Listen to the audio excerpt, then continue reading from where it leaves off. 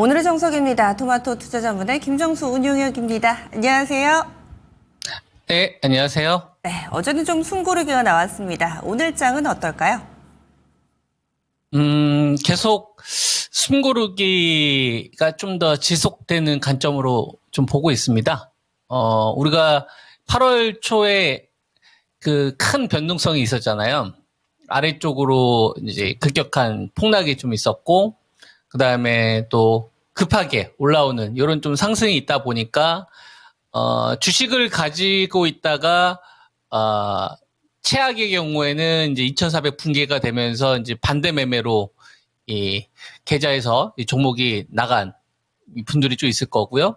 또는 2,400대에서 주식을 좀 잘 사서 이번 반등 구간에 좀 재미를 보셨던 분들이 있을 거고, 물론 이제 폭락을 피한 다음에 사야 되겠죠. 그리고 이제 현금을 좀 쥐고 있었다가 살려고 했었는데 살 기회 안 주고 그냥 다다다 이렇게 올라오다 보니까 이 현금을 지금이라도 사야 되나, 아니면은 좀 더 기다렸다 사야 되나, 이런 분들이 또 있을 거고, 이외에 또 다양한 분들이 지금 시장을 임하고 있을 텐데요. 그분들한테 제가 좀 드리고 싶은 말씀은, 현지 시장에서 좀 두 가지 포인트를 좀 보셨으면 좋겠다. 그리고 이 두 가지 포인트를 가지고서 현금을 가지고 있는 분들은 이렇게 한번 사용을 한번 해보시고, 또 주식을 가지고 있는 분들도 이 전략을 참고를 해서 좋은 결과를 내면 좋을 것 같습니다. 첫 번째 포인트는 뭐냐면, 2896에서 2386까지 거의 500포인트가 넘는 이 폭락이 나왔잖아요.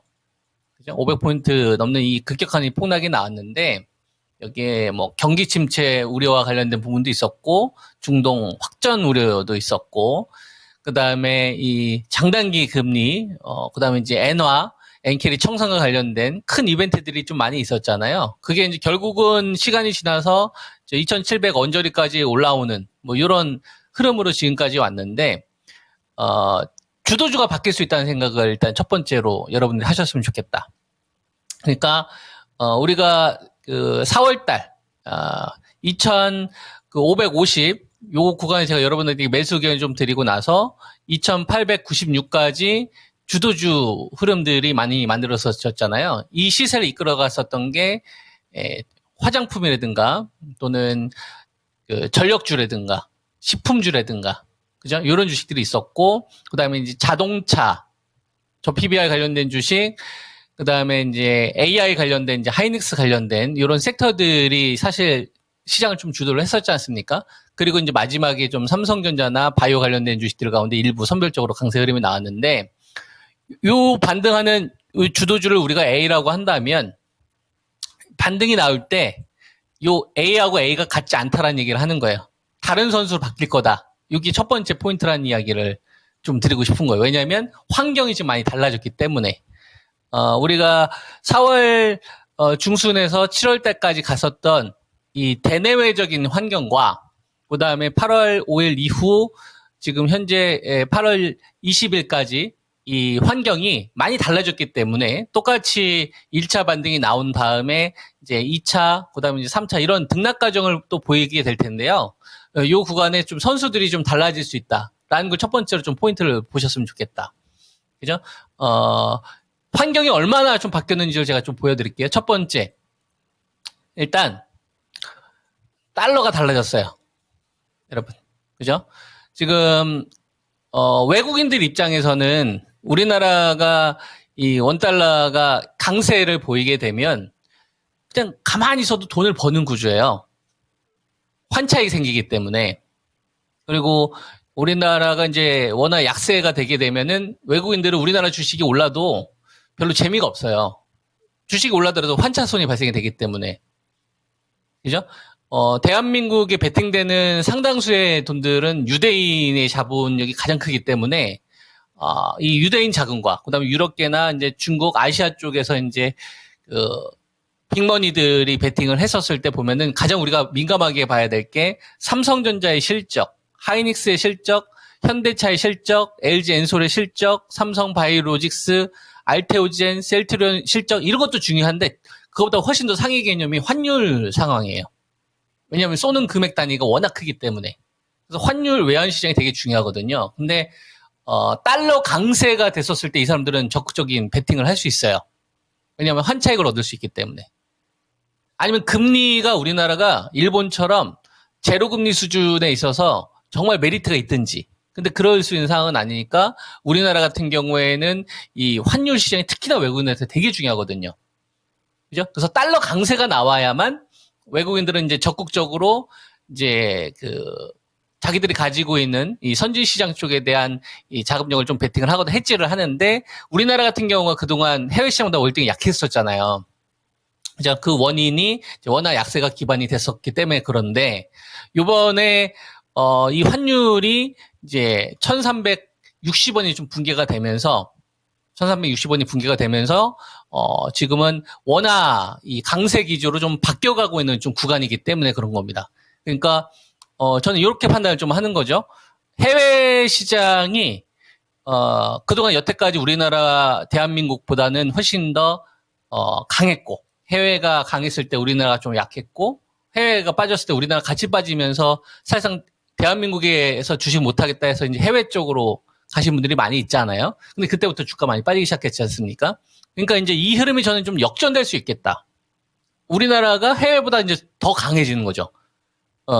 해외 시장이 폭락이 나와도 우리나라 상대적으로 잘 버티고 해외 시장이 조금 강하면 우리나라도 좀 강하고 해외 시장이 조금 우리나라 조금 더 많이 올라오는 이런 구조로 좀 바뀔 수도 있겠다라는 생각이 저는 이번 구간에 좀 많이 들었어요. 그러니까 이번 소나기가 지나가고 나서 이 대내외 환경이 지금 달러 강세 구도에서 이제 무너지게 된다면 이런 흐름이 나올 수도 있겠구나를 전제로 깔고 앞으로 전략을 세워야 되겠다. 근데 이게 우리나라만 이런 흐름이 나오는 게 아니고 엔화 같은 경우도 지금 달러당 146엔 정도까지 지금 다시 되고 있지 않습니까?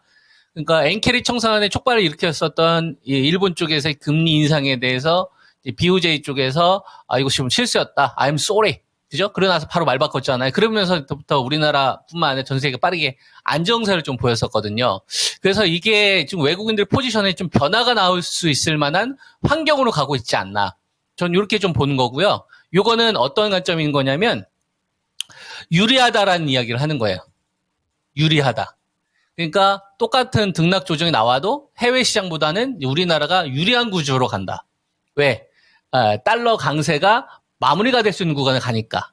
이해되죠? 그 다음에 이제 우리가 잭슨홀 미팅이나 이제 FOMC 쪽에서 보면은, 이 금리 인하에 대해서 방향을 바꾸기가 지금 쉽게 어렵거든요. 고용지표 이번에 발표된 것도 그렇고, 그 다음에 CPI 물가 같은 경우도 지금 2% 잡힌 게 드러났잖아요.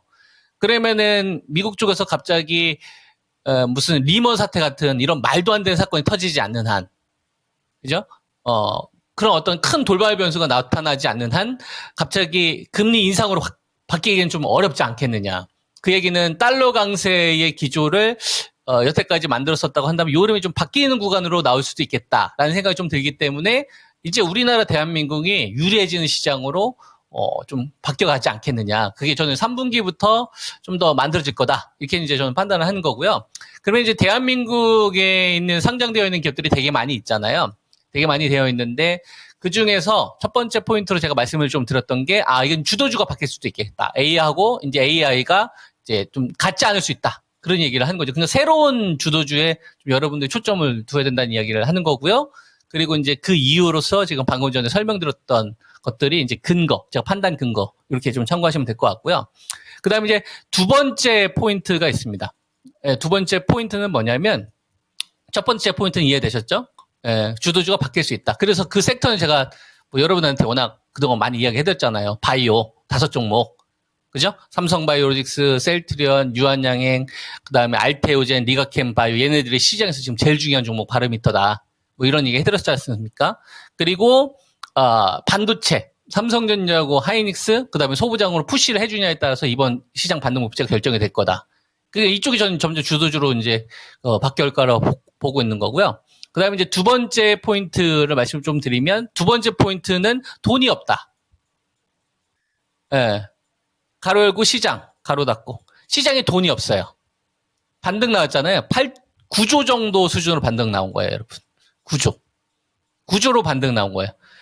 이 매수 자금, 전체 자금과 관련된 부분에 대해서는 제가 이 방송 통해서 거의 2년 동안 설명해 드렸던 것 같아요. 이 지수의 위치, 상승했을 때나 폭락했었을 때나 이 자금이 얼마나 중요한지, 그죠? 돈이 부족할수록 산업 1등주로 더 가야 되는 거고, 뭔가 한방 노리다가 오히려 골로 갈 수 있으니까 생존이 중요하다고 하면서 철저하게 확인한 다음에 보수적으로 대응한, 뭐 이런 것들 많이 제가 여러분한테 전략 제시해드리고, 적중도는 확인하셨을 거 아니에요. 2년 동안 제가 보여드린 게 있으니까. 압도적이지 않습니까? 대충 적중도가 높은 게 아닌 게 압도적으로 뛰어났잖아요. 그러니까 그 출발이 다 돈에서 출발한 거예요. 이슈보다도. 그러니까 돈이 부족하니까 지금 주식 투자하시는 분들은 두 번째 포인트를 여기서 잡아야 돼요. 아, 돈이 부족하구나. 그럼 돈이 부족하면 어떻게 해야 돼요? 1등주만 해야 생각 하셔야 돼요. 전체 자금을 키우기 전까지. 그럼 전체 자금 키우는 걸 어디서 알아요? 바이오하고 반도체, 삼성전자, 하이닉스 얘들 자금 계속 키워야 된다고요. 그게 아니면 다 매매로 끝내야 되겠구나. 이해되죠? 그리고 이 갭을, 첫 번째 갭을 메꿨으니까 두 번째 갭을 메꾸기 전까지는 이런 식으로 계속 대응을 해야 되겠구나.